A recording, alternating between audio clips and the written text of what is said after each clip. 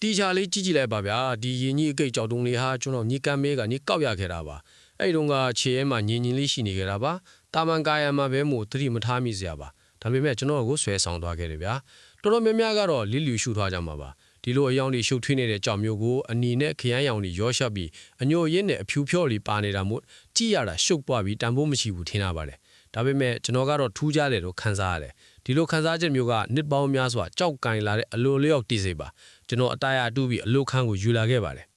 တတိထားပြီးဖြတ်ကြည့်လိုက်တဲ့အဲ့ဒီခဏလေးအတွင်းမှာပဲကျွန်တော်စိတ်ထဲတေးကြသွားခဲ့ပြီနော်အတွင်းကအနီရောင်ရင်းကြီးအကျော်လေးတွေကတဘာဝအတိုင်းဖြန့်ကျက်နေပြီးအနီနဲ့အခရမ်းကြမှာအဖြူနုလေးစိမ့်ထွက်နေပါတယ်မိကုံးငွေလိုကြောရိတ်လေးလည်းပါဝင်နေတော့ရေအောက်ကမျောနေတဲ့မြက်ပင်လေးတွေလိုညက်နေစည်းစာကတိမ်တိုက်လေးတွေလိုပါပဲအလွာလေးတွေကရှင်းလင်းနေပြီးအယောင်နုရင်ရောရွက်နေပါတယ်ဒီတောင်လေးကစိုးစစ်ချဲထားတာမဟုတ်လို့တမန်ဖန်တီးထားတာလည်းမဟုတ်ပါဘူးတဘာဝတရားကြီးကဖြည်းဖြည်းချင်းဖန်တီးပေးထားတဲ့အရာတွေပါ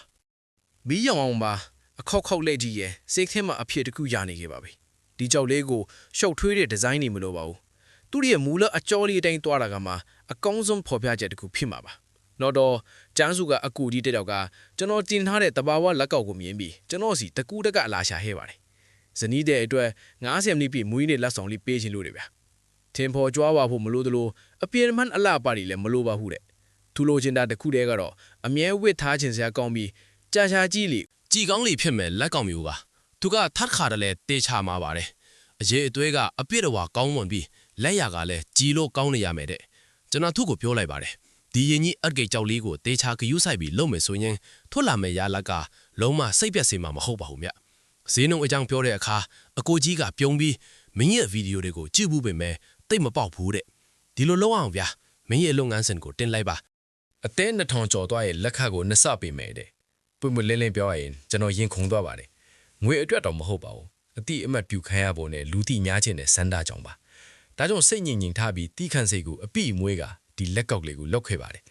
ဒီအညီအဂိတ်ကြောက်ကအားသုံးလွန်တာကိုအကြောက်ဆုံးပါဖြတ်သွေးအယောင်တင်အဆင့်တိုင်းမှာတည်ငြိမ်ရပါမယ်ကိုယ်အချိုးစားညီတို့လိုသလိုအနီးနဲ့အခရံရောရနေတဲ့အဆင့်ဒီလိုထိမ့်သိမ့်ထားရမှာပါအခုတွေ့ရတဲ့အယောင်တွေကတဘာဝအတိုင်းပေါင်းဆက်နေတာပါရင်းကြီးလီတွေလိုတိမ်တိုက်လီတွေလိုညနေစီစားတောင်တန်းလိုပဲလုံမှာဝတ်ထိုင်းဘယ်လိုတောင်းကကြည့်ကြည့်ထူးခြားလှပနေမှာပါဒီလက်ကောက်လေးမှာပန်းဖို့မပါဘူးရှုပ်ထွေးနဲ့လက်ရမပါပေမဲ့ပညာရှင်ကိုအများဆုံးစမ်းတာတယ်ဗျာနည်းနည်းပိုထွေးလိုက်ရင်အစင်တွေကမိန်သွားမယ်နည်းနည်းလျော့သွေးရင်လည်းတေးသက်လှပမှာမဟုတ်ပါဘူးအချောထေထလာတဲ့အခါကျွန်တော်ကိုယ်တိုင်အောင်အကြိမ်ကြိမ်ကြီးကြည့်မိပါတယ်တေးပြီးထင်ပေါ်မနေပေမဲ့ဆွဲဆောင်မှုရှိပါတယ်အယမ်းမထင်ရှားပေမဲ့ကြည်လီကြည်ကောင်းလေပါပဲအကိုကြီးကဓာတ်ပုံတွေကိုကြည့်ပြီးသူကကျွန်တော်ကိုတခွန်းပဲပြောတယ်ဒါကကျွန်တော်လိုချင်တဲ့ဟာပဲတဲ့ဗျာကျွန်တော်တော့ဒါကလုံလောက်နေပါပြီဒီဗီဒီယိုတွေကိုတင်ဖက်နေတာကနာမည်ကြီးခြင်းလို့မဟုတ်ပါဘူးဗျာလူပိုသိစေခြင်းလို့ပါဗျာတချို့အရာတွေက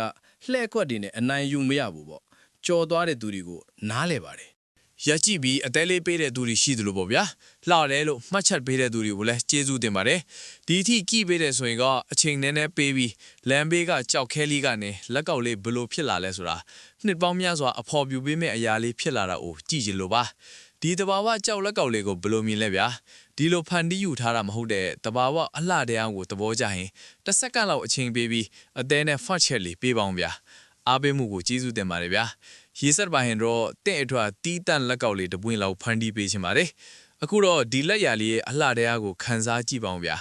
ကြောက်တုံးလေးကနေလက်ကောက်ဖြစ်လာတဲ့ခရီးစဉ်လေးကအံ့ဩစရာပါပဲနောက်ထပ်တဘာဝရဲ့လက်ဆောင်တွေကိုကျွန်တော်ဆက်ဖန်တီးပြသွားအောင်ပါ